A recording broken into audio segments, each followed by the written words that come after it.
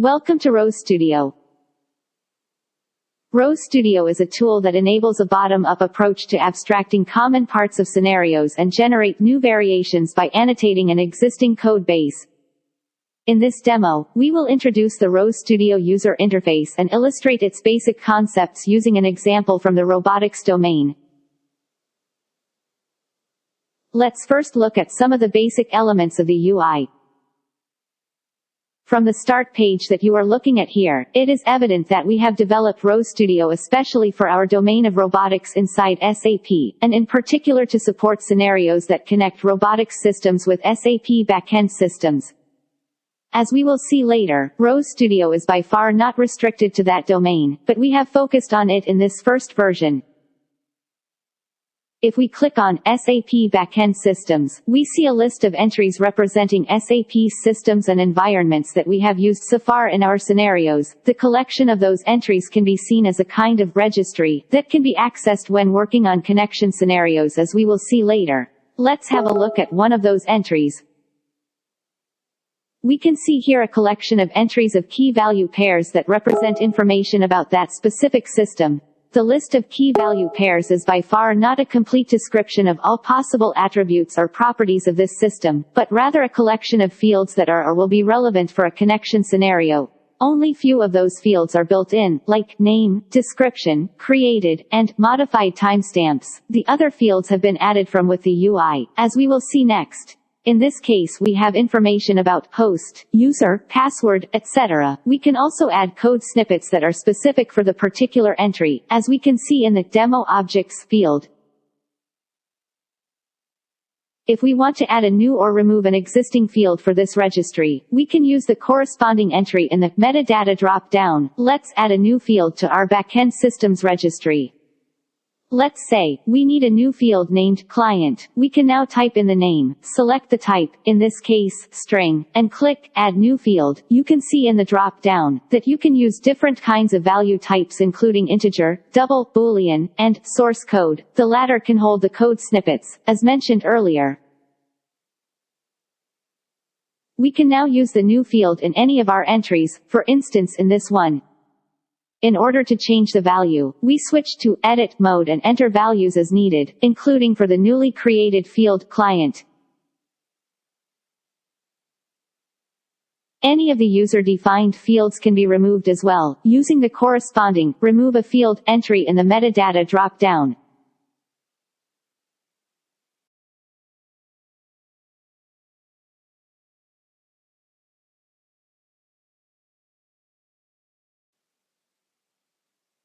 Analogously, we have built up a registry of robots and robotics systems. Let's have a look at a few entries that we will also use in our demo later. Here we see our entry for the Fetch Freight robot. Besides more informative fields like name, description, website, manufacturer, has fields that we will actually use in this demo, short name, and robot category. As we see here, the short name is Fetch Freight and the category is logistics.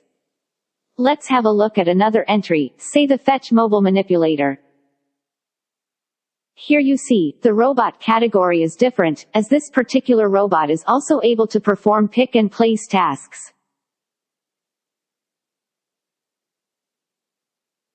We will now get to the main part of the demo by showing how we can use scenario classes and their instances to quickly create different variations of similar software packages that share the majority of the code, but still need to be kept separate for various technical or non-technical reasons.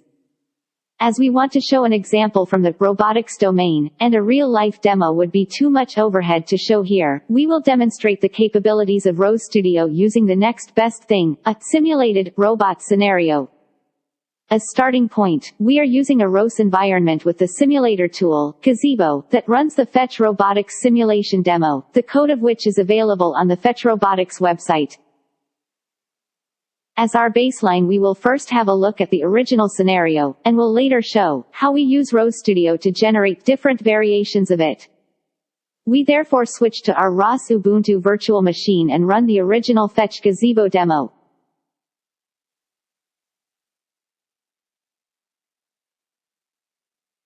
As we can see, we have a Fetch mobile manipulator robot in the simulated world, as well as 2 cafe tables. The task of the robot is to move to the first table, pick up the little box and place it on the second table.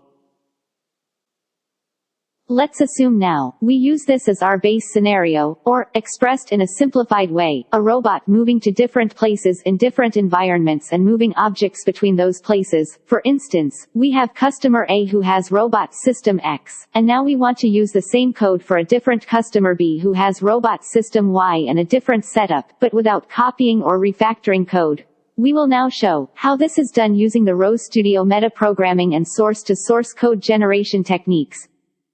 In this case, we are starting from an existing code base, namely the code that is provided by the Fetch Robotics company for the demo we just saw. ROSstudio has an integrated GitHub access, so we have put the demo code into a project in github.com, as we can see here.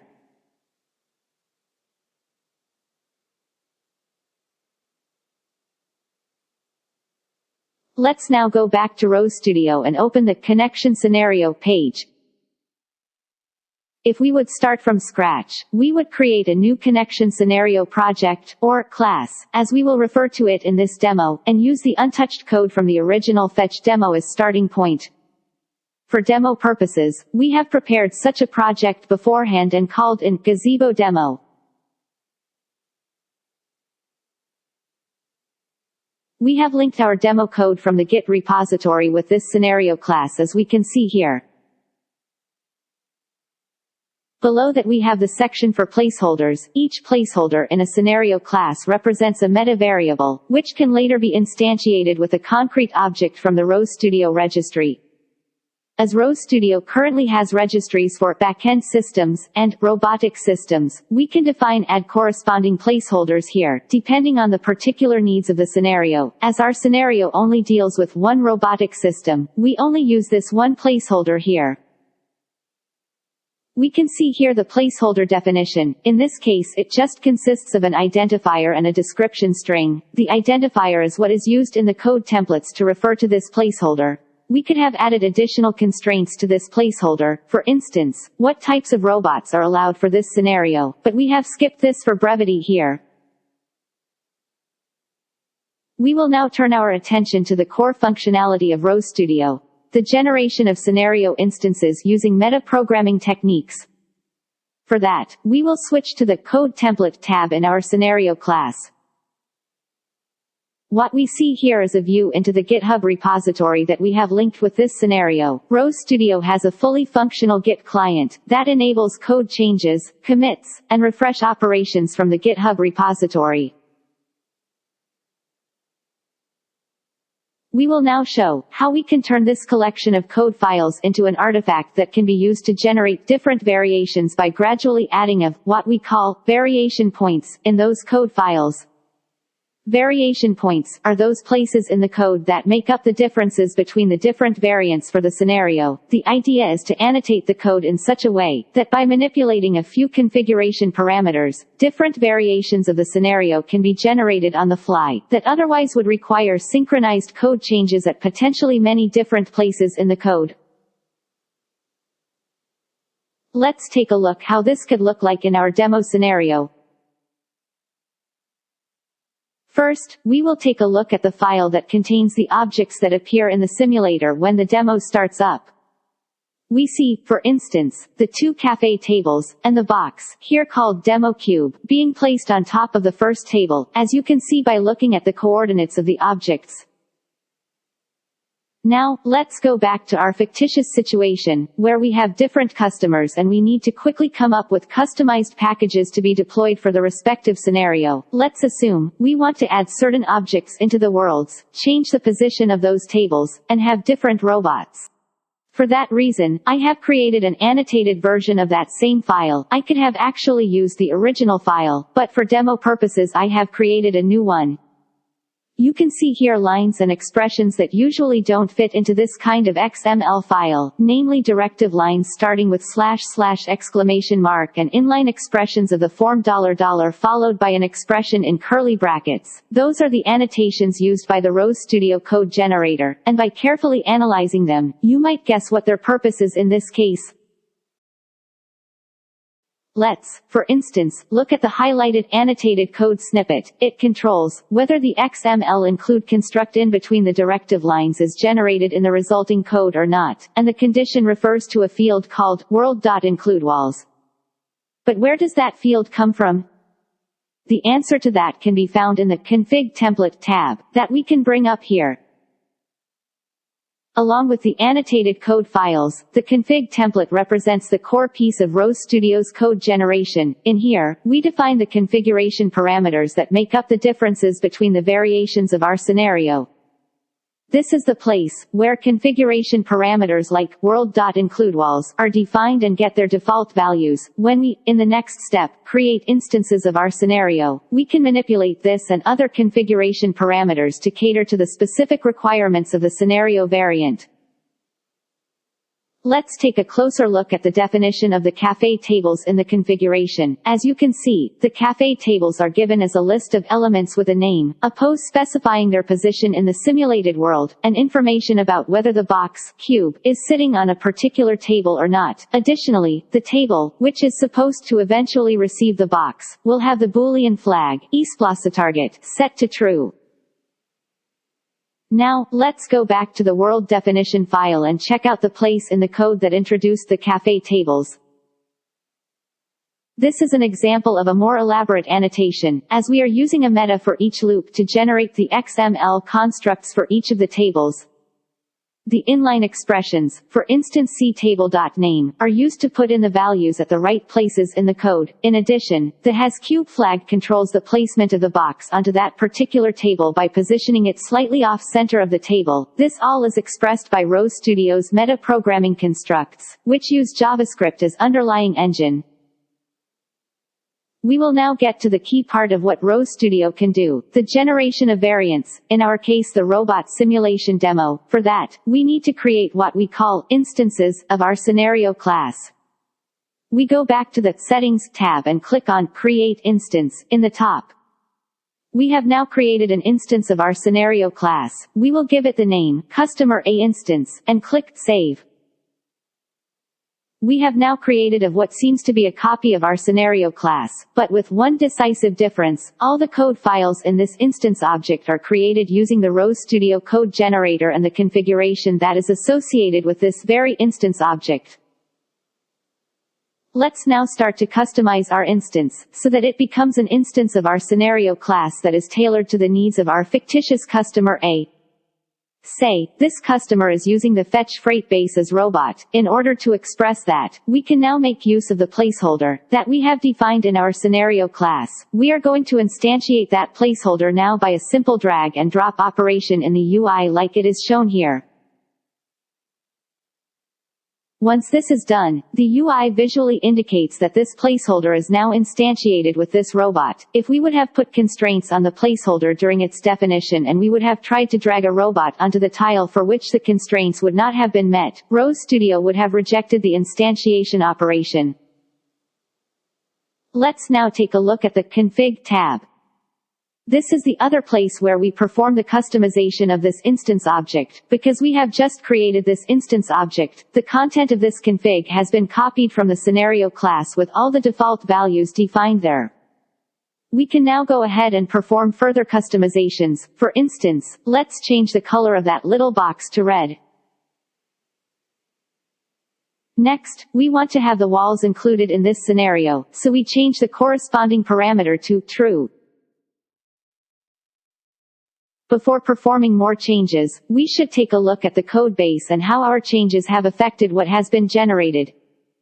As you can see, the tab title now says Instantiated Code, indicating the fact that we are looking at code that has been generated from the scenario class code templates.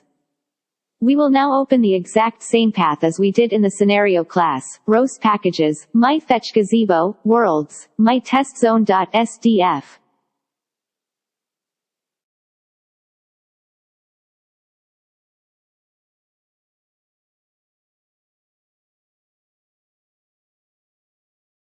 Here, for example, directive lines starting with // exclamation mark, but just plain source code, in this case XML. We further see that the includes section for the walls is now contained in the code.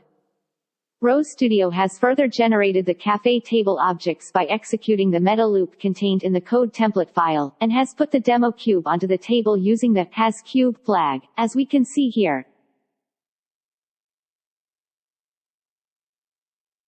Of course, the changes in the codebase are not limited to this one file, otherwise the benefits of our approach wouldn't be that great. Many of the changes are spread over several code files. One change in the config can have an impact on as many different places in the code, where the change would have an impact. Before we get further into how the code generation works, we will get to the next step in the RoseStudio workflow, the deployment of the generated code for our instantiated variant for customer A. For that, we will create a customized, deployable artifact that can directly be used, for XMaple at the customer site, to install and deploy the customized package. RoseStudio therefore has the functionality to create a zip archive file for the instantiated code, which will be downloaded on the local machine. Let's do that now.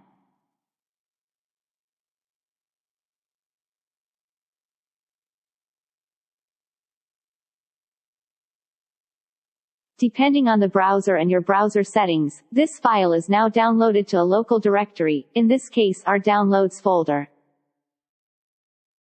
We will now run the code that we have just downloaded. For that I have prepared a script that takes the latest zip file from my downloads directory, unpacks it and run the demo script.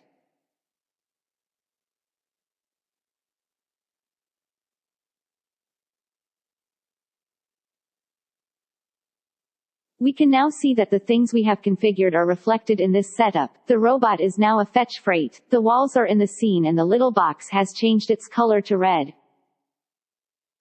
We can start the movement of the robot by hitting enter in this terminal window.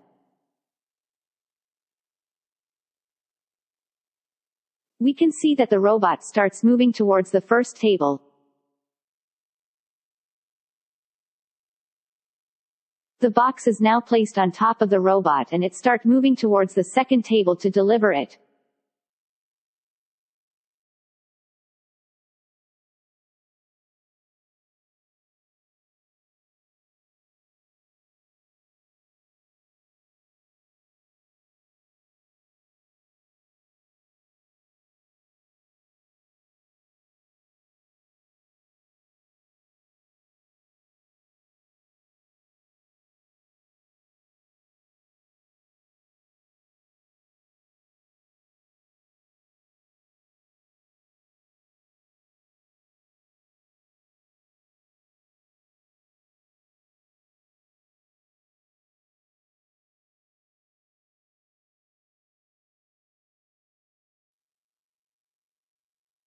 While this simulation is running in the background, we will go back to RoseStudio and take one more look at the code.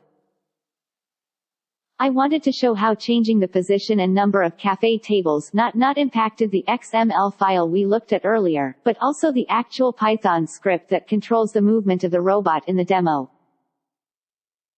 We therefore open that script, first in our instantiated code base, by going to Rose Packages, myFetch Gazebo Demo, mydemo.py. If we navigate to the main program, we can see the instructions to move the robot between the tables as well as instructions to place the box onto robot and destination table. Now, as you might recall, we have the positioning and the number of tables specified in our config, so that this very piece of code is highly dependent on whatever we have put in our config. In order to highlight that, we will now go up to the corresponding file in our scenario class, which we can quickly do by clicking on Go to Template File in this screen. Now, here you can see the meta-programming constructs that are embedded into the original code, and especially the meta loop that iterates over the cafe table objects defined in the config and how the values of the coordinates, for example, are inserted at the appropriate places in the code. If we would have specified 10 cafe tables in the configuration of our customer instance, this for loop would have created the code to place all those tables into the scene of the simulated world with the corresponding coordinates that we would have specified for them. This is just an example on how a small change in the config impacts the code at many different places. Managing those changes manually would be much more effort and eventually become a maintenance nightmare when too many of those variations need to be kept separate and reproducible.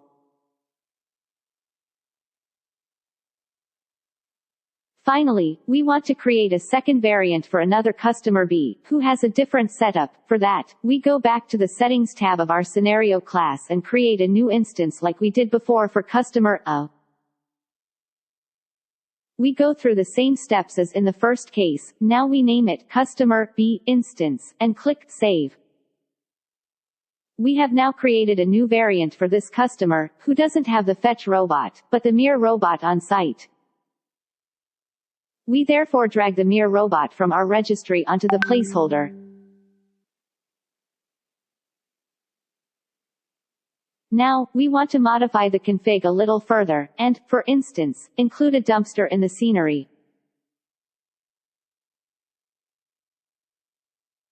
We further want to add another cafe table, and make it the delivery target for the box. The new table will get coordinates 5 and -3, so it will be towards the front left in our simulation scene.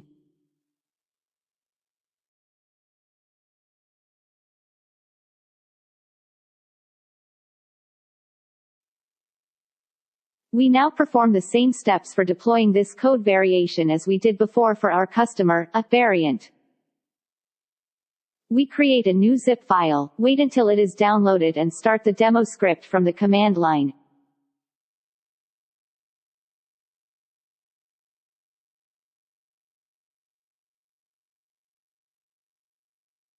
As expected, we will see the changed setup. The robot is now Mir, and the third table is inserted in the simulated world.